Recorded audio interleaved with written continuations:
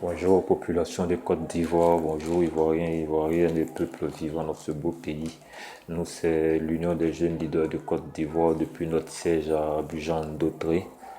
Nous venons par cette communication déjà dire merci à toute personne vivant dans cette nation et aussi merci de nous recevoir dans vos différents foyers, à partir déjà de vos smartphones et de vos écrans. Il faut dire aujourd'hui, nous sommes en 2020 et nous sommes face à un monde aujourd'hui qui est en proie à toute forme de violence et la denrée la plus rare aujourd'hui sur la planète Terre, c'est la paix et la cohésion sociale. Et notre nation n'est pas épargnée par ce phénomène-là.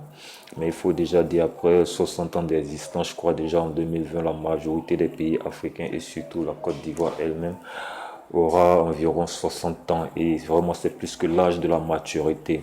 Et nous voulons profiter de ces 60 ans de la Côte d'Ivoire pour remercier déjà le colonisateur, remercier aussi nos différents chefs d'État, ces personnes, ces élus-là qui ont tenu cette nation et qui ont donné à cette nation ces vertus de gloire que nous voyons aujourd'hui, tout en passant par le président Félix Houphouët-Boigny, le président Henri Konan Bédié, le président Robert Guéhi et aussi le président Laurent Gbagbo, en plus le président Alassane Dramane Ouattara qui est aujourd'hui au contrôle de cette affaire, et remercier tous les Ivoiriens dans leurs différentes composantes qui ont vraiment tenu, se sont battus avec les frères de l'extérieur, venus les soutenir pour pouvoir vraiment donner cette image-là, cette nation-là aujourd'hui.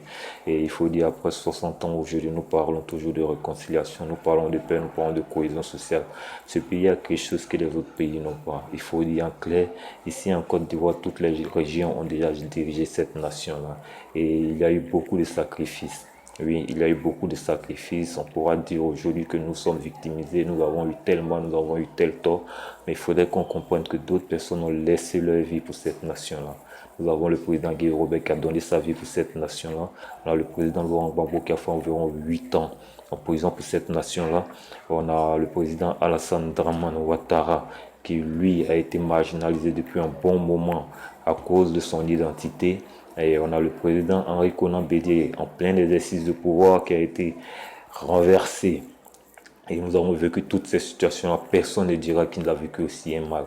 Nous avons tous vécu vraiment des moments difficiles. Et je crois que maintenant, il est grand temps pour tous les Ivoiriens de pouvoir se mettre ensemble avec tous les peuples vivant en Côte d'Ivoire pour qu'on sonne ensemble la paix et une réconciliation